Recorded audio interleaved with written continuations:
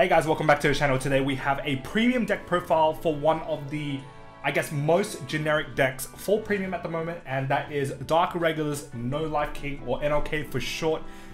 This is, I guess, the start of premium deck profiles or comprehensive guides for you guys to introduce you guys to the premium format, how to kind of start, and kind of the framework of what a traditional deck would be in premium, and then I guess some alternative changes that you could do to ensure that you get the best premium experience.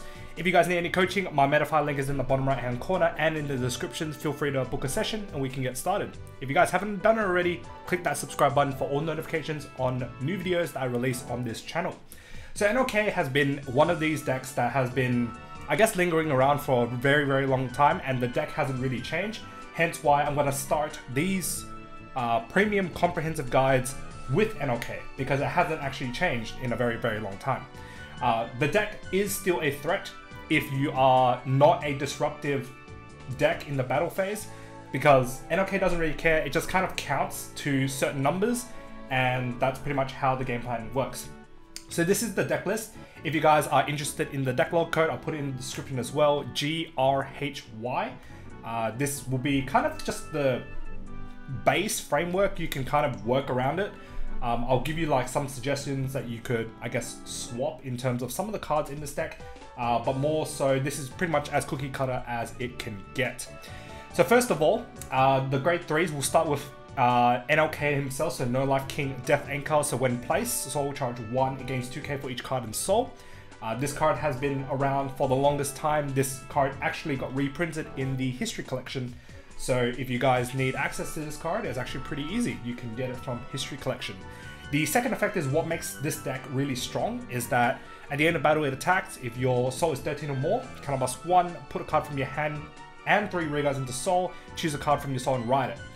The best thing about this is that it can ride down, which means that if you are contesting for first stride, which is very rarely nowadays because now you have the History Collection stride to kind of stride into, but in the case that you do, then you can actually ride down to a grade 2 and you still get drive checks. Note that NLK doesn't lose drive checks for the unit that re-rides over this unit.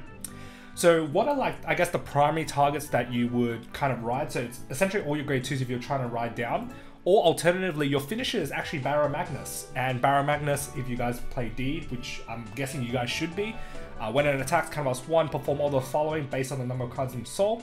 5 or more, draw 1, 10 or more, 10k 1 crit, and then 15 or more, you put all fighters rearguards into Soul, and then choose 2 cards from Soul, call it to rearguard, and those units gain +10. Why is that important? Is that it allows you for extra attacks after your Vanguard swing. And I'll explain why that's important afterwards, because it combos really well with a really deadly card that essentially got released in V and is a predominant card in Dark Irregulars at the moment, and that is Hope on Damp. So Hope on Damp, essentially when your Soul is 20 or more on place, your opponent must call from hand to Guardian Circle if they wish to guard from hand, in increments of original shield of 20. So you have to guard like 15 and 5, 10 and 10, or like, 20 and 0, etc, right? Note that nulls are 0, so you have to add an extra 15k, 15 and 5 on top of the null for you to be able to use that. Obviously, Sanctitude bypasses this, but you only have one Sanctitude in the deck, right? Which is why this card is extremely strong, because you have actually multi-attack after you call this out using Barrow Magnus. So I guess going through the rest of the main deck before I kind of get into the strides, which makes it a little bit more important. So this is the VPR that essentially Dark Irregulars got. Allows you, just like every other VPR that got released, so at the beginning of ride phase, if your Vanguard is grade 1 or less, you can discard this card top 5 for a grade 2 or less and add it to hand. But the most important bit is that when it attacks while boosted, Soul Blast 1, choose one of your units, so it can be him or the unit boosting, and then you search your deck and drop for 3 copies and put it into Soul. So if you start boosting with a Dimension Creeper, you can find Dimension Creeper from your deck and put it into Soul, which means that your Soul automatically bumps up to 6 because Creepers count as 2 per card, right? This card is really strong, and it allows you to deck thin as well. Deck thinning means that you get, a more compressed deck, more likelihood of hitting triggers, and that's just how it is. The next PR we run is covetous succubus, and this is kind of like your multi-attack extender. So if your soul has 6 or more cards, gains 5k shield, 10 or more cards, it gains 10k more, 10k instead of 5, so it becomes 15k shield, right? But the most important bit is the auto rearguard skill, which is when this unit attacks, if your soul is 6 or more, put one of your rearguards into soul, countercharge 1. Then if you have 10 or more soul, draw 2, put a card from your hand into soul, right? This card is really important because then you can put the rearguard, one of your rearguards into soul, and you can combo this with Enigmatic Assassin, because Enigmatic Assassin at the start of the attack step, you can call out Enigmatic Assassin for another attack, right? The last card is Poisonic Abductor. This is a card from V Clan Collection, very easy to find. Counterblast 1, well, 1 place, counterblast 1, discard a card from your hand, search your deck for up to 3 grade 2 or less normal units with the same card name, put 2 into soul and call 1 out. What this card really does well is that it can find your Killer Tails, right? Killer Tails, as long as you have an extra copy, you grab 2 more into soul and then you fulfill Killer Tail full cost to put a card from your damage zone into soul and countercharge 1 as well. And then otherwise, you know, you can start fishing for like your Fu Ginlin, which allows you to, you know, put a card from your hand into soul and draw 1, and then just keep cycling that way as well. So I guess on that topic, we have Dimension Creeper, the best card ever released for Dark Irregulars. If it's in soul, you can put this card into drop and then soul charge 2. Notice that it's not soul blast, it's just put this card into drop. So soul blast skills, well, if you get additional skills based off soul blasting, it doesn't work, right? Just puts this card into drop and soul charge 2, right? The next card is Fu Ginlin. So while it's on rearguard, you can put a card from your hand into soul and draw 1, and then it forces your opponent to do that as well.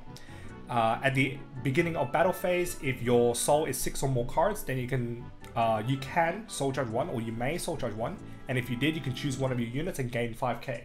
So this is really important because a lot of your units only hit for like 9k. 9k bumping by 5 means that it can hit 14, so it can hit, you know, force numbers, and yeah, it just makes it so that that rearguard can hit, right? The last one is Variance Killer Tail, probably one of the best cards released for Dark Irregulars. So you can rest this unit, put a card from your drop or damage zone into soul, but if you put it from damage and you have 3 copies of this in soul, you can countercharge 1. So you can actually put a face down damage into soul and then countercharge 1 if you have 3 copies of this in soul. Note that the countercharge 1 does not work if you choose to soul charge 1 from drop into soul, or pick a card from drop and put it into soul. So only when it's from damage.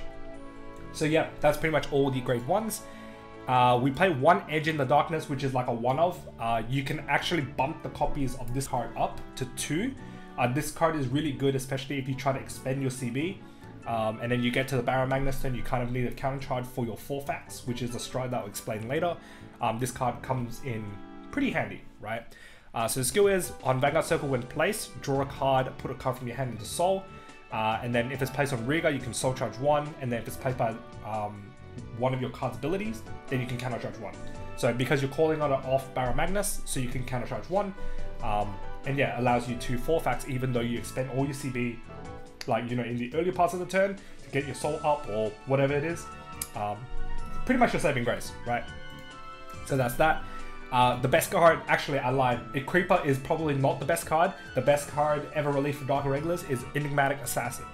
So from soul, at the beginning, well, Darkness means you have to soul charge this turn, which technically you always do with Dark Irregulars. Very rarely do you don't. At the beginning of your attack step, so this is when you have a legible unit to attack. So at the beginning of your attack step, when you have a unit that can attack, if your soul is 10 or more, you can call this out to rearguard. If you called this to rearguard, then it gains +5, so it's a 10k attacker. But then if your soul has 15 or more, it gains +10, so it becomes a 15k attacker, right? Oh, sorry, it gains an extra 10, so it becomes a 20k attacker, right? So it goes 10 to 20, right? Really, really impactful, especially on like a Protect 2 sometimes you play. Becomes 25, hits over defensive triggers, really, really good. So yeah, this card was super broken when NLK first came out because you can play 4 and then you can just loop, yeah, from like 0 to 5. If you guys watched the World stream, I think I was on the stream for Worlds that year. I pretty much beat Victor from 0 to 6 with 4 assassins, and hence why Assassin is now at 1. Then your starter is just a V starter, allows you to get a quick shield, which is really important in premium. Sometimes you can actually opt to play assassin as the starter, but I think missing on the quick shield is actually like pretty impactful.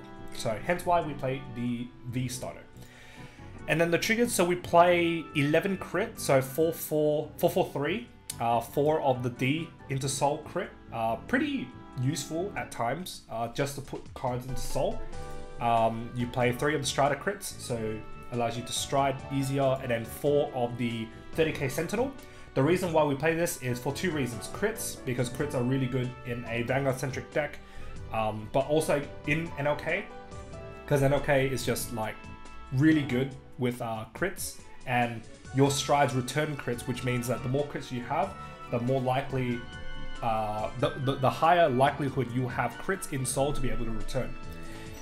You play 4 Heal Guardians, which is quite normal for a lot of premium decks, and then 1 of the Dark States OT because your deck is a Vanguard centric deck, really strong. I guess you could play like other OTs, but I think the Dark States one is just really good for this deck. Up to your discretion as to what OT you would like to run. So I guess like one of the changes I would probably make based on your testing, I guess, is to bump the edge in the darkness so that you have more options to be able to counter charge. If this hits damage, then it feels kind of bad. So yeah, maybe you bump it up to 2. You can actually probably get rid of like Fugilin entirely to play 4 Edge in the Darkness, and then maybe like bump up 1 or something else. Again, you can get rid of the V starter and play Enigmatic Assassin to free up a slot. Triggers, you could run the Monochrome Cat, which is the stand. Essentially, you put it back into the deck. Soul Charge 1, draw 1, counter charge 1. So yeah, you could play that. You could also play Hysteric Shirley, which is a draw trigger from the G series. So essentially you put it into Soul and Soul Charge 1. So yeah, I guess you could play that. In the earlier builds of NLK when it first came out, you played like heaps of draws to be able to just get your pieces and then just Soul Charge and meet the requirements for NLK. But obviously now, you don't have that luxury. So yeah, that is pretty much the base of the deck. This deck is actually pretty straightforward. Essentially what you need to achieve is that you have to hit 13 soul and then you're laughing. That's pretty much how the deck kind of works. And then with Enigmatic Assassin, you're able to loop through 2 loops of NLK before you ride into your final ride. Because you put 3 rearguards into soul, but then Enigmatic Assassin calls out as the 3rd unit on the 2nd time around. So then you have 1 rearguard assassin, and then NLK puts the 2nd time 3 units into soul to re-ride something else. So you go through NLKs twice, so 3 Vanguards attacks, and then as well, obviously the star of the show of this deck is 4-fax. So we'll go into the G zone now. So 4-fax is pretty much, I guess, another Vanguard attack. So at the end of battle that your grade 3 Vanguard attacked, if your opponent's grade 3 or greater, and if you're grade 3, and if you are grade 3, so you can't, you know, stride this over a stride, and your soul is 13 or more, you can counterblast 1, discard 5, stride this from face down. So the benefits of this is that it obviously gets you another Vanguard attack, but also each time you ride an NLK, you generate protect, so you actually +1. So if you keep going through NLKs, you actually generate a lot of hand, so you can actually achieve the discard 5 for this. Additionally, when it's placed in the Vanguard circle, if your deck is 13 or less cards, you can choose 3 crit triggers from your soul and return it to deck. So you can make it so that your deck is actually low enough so that you get to the point where your deck is just 4 cards and the chances of you hitting minimum 2 crits is 100% guaranteed. So yeah, that's kind of 4-fax in a nutshell. So pretty much NLK twice into a Baron Magnus and then into 4-fax, that's 4 Vanguard attacks, right? And then imagine if you're striding into this with a Hope on down because you're calling off the Baron Magnus. Your opponent has to guard in increments of 20 after guarding 2 loops of NLK. It's practically impossible, right? So yeah, that's, I guess, how the deck kind of rolls around. So I'll just go through some of the other cards in the G zone. So we play Harmonics Messiah, obviously, for the quick shield. Sometimes if you're playing against Link Shoker, you know, this, I guess if you stride it, you can start unlocking stuff. If you get damage denied, then you can stride this and then deal yourself with damage, which is actually pretty impactful because you get one off the Heal Guardian, get one off the Harmonics, and that's 2 CB. 2 CB is like way enough for you to go into NLK, Barrow, into 4 facts. So yeah, that pretty much achieves all your damage denying, how should I say, if your opponent is trying to damage deny you to win, well, you just omit that, right? Other strides that you run, Kiss Kill Lyra, which is the History Collection stride. This is pretty much a Soul Charge 2, draw 1, and it's free. So if you get damage denied, you can just stride into this, get a Soul Charge 2 and draw 1, because your soul will always be 6 or more, right? So yeah, Lyra is pretty good as a free stride, no cost. I guess we'll go through the strides. So Mouse is a stride that got released in the G era, set 14, I think. Camus 1, choose him and flip him face up. Choose 2 cards from your hand and put it in soul. When it attacks, if the number of cards in soul is 10 or more, then return all of your grade 0 cards from rearguard and soul back to deck and choose 2 units, gain +5. End of battle, stand this unit, -2 drive, so it goes 3 drives to 1 drive. This card is really good because obviously deck out is an issue for Dark Irregulars as always because you're soul charging through your whole deck. So this card allows you to refund all of your grade 0s. The only problem with this that it didn't have in the G era is that 4 of your triggers are grade 3. So you can't actually return heals. You can return crits, but you can't return heals. You can also return the OT, which is actually pretty impactful. So once you get to like, you know, the very bottom of your deck, you can just attack with this, return like all your crits and maybe like your assassin or whatever. And then yeah, that's pretty much how Bloodmass kind of goes. So you play 2, you can actually bump it up to 4. The best thing about Dark Irregulars G-Zone is that it is essentially free. You only really need 4 facts and 2 of this. Everything else is kind of free game, and maybe like the Harmonics. Those are the staples, and everything else is kind of free game. So we play Bloodmouse, we play one of this dude, Garvin's. So he can sometimes be pretty funny. So when it attacks, Camus 1, G-Flip 1. Soul Charge 5, draw as to the number of trigger units that is Soul Charge, and then for every normal unit that you Soul Charge, it's Battle Duel effect times however many normal units. So if you Soul Charge 3 normal units, your opponent has to guard with 3 or more cards at the same time for this battle. Yeah. So yeah, you know, sometimes you just need an emergency button, you Soul Charge 5 triggers, you draw 5, you know, happy days, you're cooking, and then you pretty much get set up towards your kill turn towards, you know, the end of the game. Sometimes I've gone through this, but very rarely do I ever go into this. Yeah, it's just there, just in case. So I do play 1 Dust, and the reason why you play 1 Dust is that you still have to deal with Narukami, and Narukami is kind of annoying. Narukami, the only way you kind of beat them is to deny their G-Guards or make them use their G-Guards. And if they're using it on an NLK turn, then your turn actually becomes very lackluster. So if you're using Dust as your win con, you have to play towards Dust. Meaning that you have to kind of get like Hope on Damp into hand, and NLK to the ditch. Make sure you have Assassin in Soul so that you get like 1 attack. Succubus will put it into 2 attacks. Enigmatic 3, Vanguard 4, 4 attacks with like Guard Restrict. Then it's pretty good. But yeah, it's a very long-winded win con, which is not very reliable, but you gotta do what you gotta do, I guess. So yeah, I play 1 Dust. You also play Fire. Again, another free stride. So when this unit attacks, Soul Charge 2. Choose one of your units for every 4 cards in Soul plus 5. So you cannot choose the same unit. You have to choose separate units. And then if your Soul is 13 or more, you can choose 4 cards from Soul with different grades and return it back to deck. And then this unit gets plus 5 for each card returned. So you can return OT as a grade 0, grade 3 as a heal, grade 2, grade 1, it's like whatever. Yeah, that's just how it is. Then the G-Guards. So the G-Guards are like pretty interesting. The best G-Guard that you have is this, Niljabas. So essentially, for every 10 cards in Soul, you can count loss 1 for every 10 cards in Soul. You choose one of your opponent's units and neg 1 crit. And it lasts until the end of the turn. So meaning restanding units just get absolutely demolished by this G-Guard, right? Really, really strong. Also means that you stop like Vanguard attacks as well. You can just like, you know, G-Guard this, neg 1 crit, like just randomly, right? Just neg 1 crit your opponent's Vanguard, and yeah, cool. Try to hit double crit now. I only take 1 damage, right? Or 2 damage, yeah. Yeah, pretty annoying. Pretty annoying. Aggro Bat, Soul Charge 2 +5. Soul Charge 2 is just get you closer to your win con. Sabnak, so if your opponent's Vanguard, well, during the battle that your opponent's Vanguard attacked, so you can attack a rear guard or whatever, 10 or more soul, kind of +1, gains 5k shield, then choose one of your Vanguards and +5, so it becomes 17k base, kind of good into like, you know, pokey decks.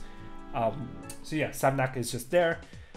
Vincent, just another beefy G guard, so you can just soul charge 1, gain 5 for every 5 cards in soul, GB1, so I guess you can kind of achieve your dust that way. And then Saint Germain. So Saint Germain is actually more useful if you're playing normal PGs, because against Dementia Police, you can place your PG and then G-Guard a Saint Germain and then protect the PG so that your opponent can't guard bust it. So yeah, it's just a 10k, and then choose, if your soul is 15 or more, choose any number of units from Rearguard, Vanguard, or Guardian Circle, and then pretty much give it resist. So your opponent can't just randomly, you know, just ping a damage onto your Vanguard, can't just randomly retire units on your board, can't guard bust PGs, really, really good G-Guard, so you would probably up this to 2 if you were playing normal PGs as well. So yeah, that's pretty much the deck for Dark Irregulars. Again, like I said, the G deck is very flexible. As long as you have 2 4-facts, 2 Blend Mass, and 1 Harmonics, and then probably like 2 of the Succubus, you're pretty much cooking. Anything else, free game. So you can use whatever you like afterwards. So yeah, that's pretty much the deck. We'll go through a simulation just to kind of show you guys how this deck operates. Alright, so we'll go through kind of how the deck works. So we'll go through mulligan targets and just kind of simulate through how a normal turn would go. Just bear in mind that this is under the assumption that your opponent has no idea what NLK does, because, you know, this is a video to introduce people into Premium. So obviously there will be ways to counter this deck, but I just wanted to show just the bare basics of how everything works. So I won't, I guess, factor in like, you know, damage denying and stuff like that. Once you get to a level where you understand how this deck works, then damage denying is definitely a way to kind of work around this deck, but we'll play as if, you know, people aren't aware of how this deck plays, and just kind of simulate how the deck runs. So we'll just shuffle top 5. Okay, this is pretty good. So we have an NLK, that's what we want. Everything else is kind of like pretty good. 2 variants, you can put one back. Covetous is alright. Would be good if we found the VPR or the Poisonic Abductor. You can probably roll back the Assassin as well. But the good thing is that Assassin, you can actually guard with it and then just put it back into Soul using Killer Tail. I don't know if like this hand is actually really good, because you essentially need to get 13 Soul ASAP. And yeah, this is probably not the best hand to kind of work with. So maybe I do roll back Assassin, because I mean, NLK into Barrow is like pretty strong already. And if you're going first, then sure, right? So let's roll Assassin back anyways. We can find him with Poisonic Abductor later.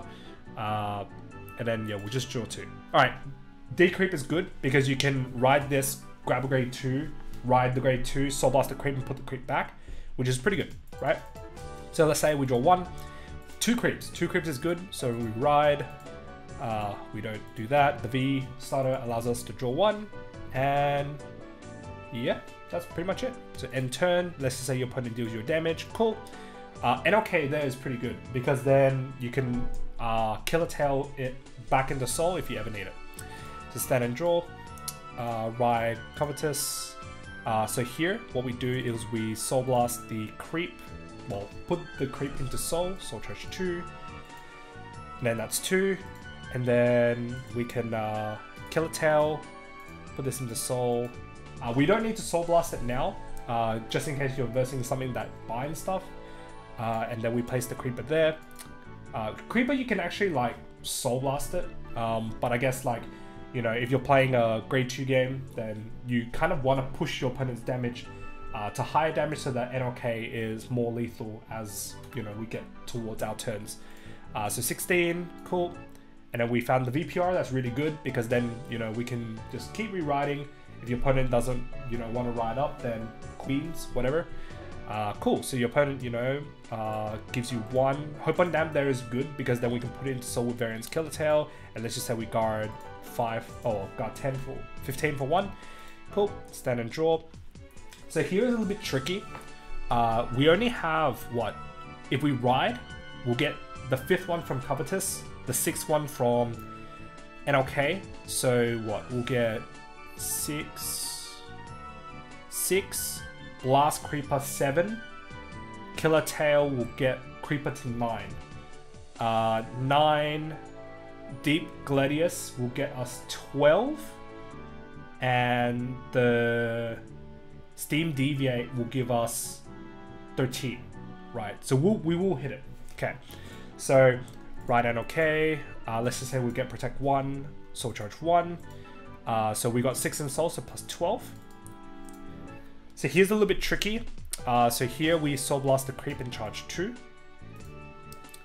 Alright, cool. The only problem is that we do see the Deep Gladius there, but I guess as long as we blast the creeps, then the creeps will be in Soul, so you can copy the creeper on the board to put the 3 creeps into Soul, right? We don't have any creeps anywhere else. So Variance Killer Tail, we put the creep in. We blast for the creep as well, so charge 2 again. So we're at 9, which is pretty good. So we have 2 Killer Tails in there. That's what we want. So we call this here. And okay, there's not too bad. 9, 12, which will make that 13. Yeah. So here, I think it's okay to, I guess, just put those 3 in. Because we'll lose 1 here, right? So yeah, I think keeping the crit here is okay. We're going first anyways, just want to push for damage. And because you're freeing up the front row, your Vanguard's going to be 9, your opponent's going to attack you a bunch, so cool beans. So 13, whoops, battle phase 13. So here we can Soul Blast 1, so, oh wait, we will need 1 more I think, right? Because we Soul Blast 1, which will be 8. 8 put 3 is 11. This will be 12. So we actually need 1 more. Oh, that's kind of annoying. So maybe what we do is we have to get rid of this, which is a little bit annoying. So maybe we do get rid of it. Or, yeah, putting the creeper there is like kind of annoying now. Because we do want to put that last crit in, but we don't have a standing unit. But I guess then what we could do is we could charge 3 Gladius instead, because then if we replace that unit, we can charge 3 Gladius, right? So 1 Gladius there and then 2 from deck. So actually we can just do this, right? So let's just say we attack, so 13, so Soul Blast the Gladius and we copy the Gladius. So the Gladius from deck is here, so 1, 2, and then 1 from the bin as well. So we will need to play 3, right? Because then, yeah, we'll need to play 3. So we actually need to play the NLK here, right? Or alternatively, if we do play the NLK there, then it's probably better that we get rid of the creeper instead. So here, so let's just say we don't blast the Gladius. So let's just put these back, right?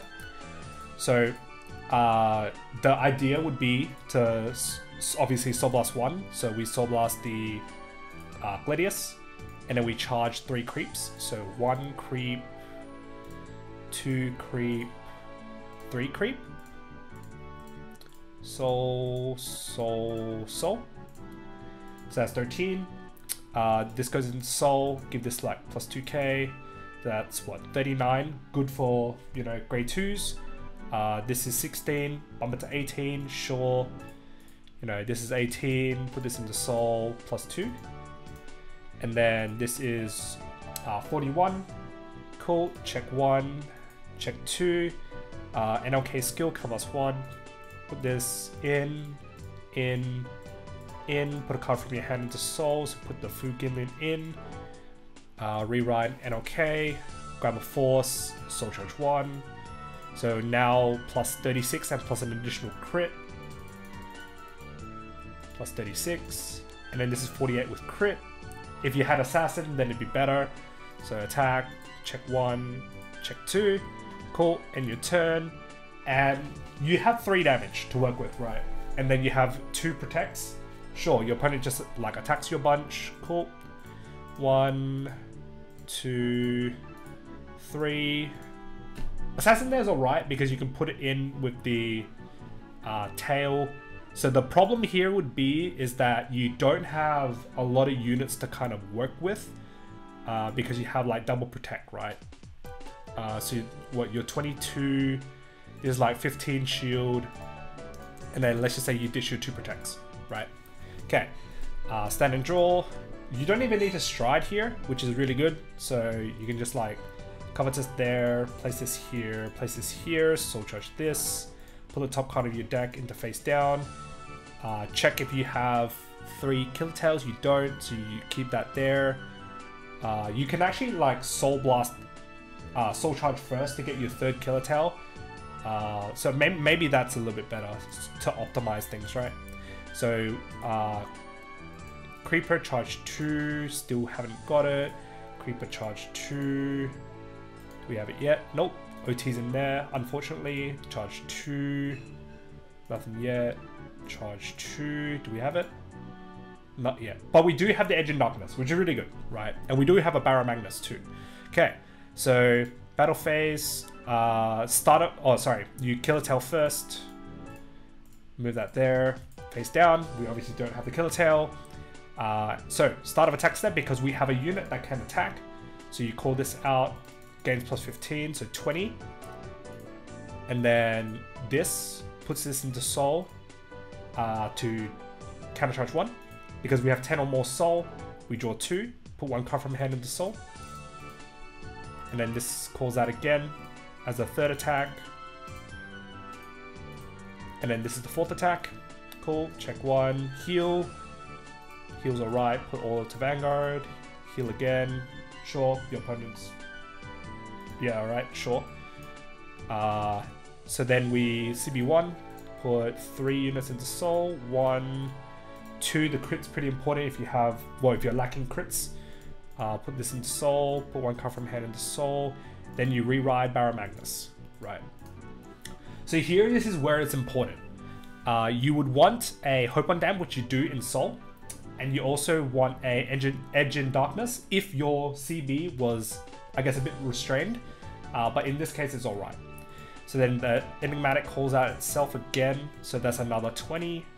And then Barrow Magnus attacks, Kamos 1, draw 1, 10k 1 crit, and then puts all rearguards into soul, and then calls 2. So here you call the Hope on Damp, and something that can attack big. A lot of these can't really attack big, so you can just call like NLK or whatever. They each gain plus 10. Cool. Checking twice, so check 1, check 2. Cool. And then 4 Fax activates from the G zone, so you Kamos 1, ditch 5, so 1, 2, 3, 4, 5. So pretty much from that Vanguard attack, your opponent has to guard in increments of 20. So you ride 4 Fax. 4 Fax's skill, returns 3 crits, so returns all the Sentinel crits, so 1, maybe a Strider crit 2, Strider crit 3. So now in your deck, it's 50-50 chance you'll hit a crit. Obviously, you know, if you played a little bit more optimized, then you can get to, you know, 1 deck, return 3, and then you essentially hit double crit. 38 attacks now with guard restrict because of the Hope and Dam, so check 1, crit, to say it power here. 2nd check, crit, power there is pretty good. 3rd check, nothing. So from there it's like 32, and then Enigmatic Assassin calls out. Plus 15, 20 with guard restrict, and then 32, right? And then in your deck, essentially, you had what? 2 more crits and a grade 2. So yeah, that's pretty much the simulation on how NLK works. Obviously, this is not as optimized as you would play it in a competitive scene, but just kind of show you guys how the deck operates, and I guess how to kind of look at things from just very simplistic gameplay. Obviously, there are other little nitty-gritty stuff like damage denying, playing towards, you know, other stuff like that, but just kind of this is the kill turn, so to say, for NLK. So for anyone who is starting out premium, this is kind of what you would envision what NLK would be, you know, outputting. So yeah, just jumping back to the deck list. Obviously, if you guys need the deck code, it is GRHY. I'll put it in the description as well. If you guys like this video, pop a like, comment down below what you guys think of this video. If you guys want to see any more premium content, let me know what decks you want to see, what cards you want to see. Comment down below, let me know what you guys want to see. If you guys haven't already, click that subscribe button, and I'll see you guys in the next video. Peace.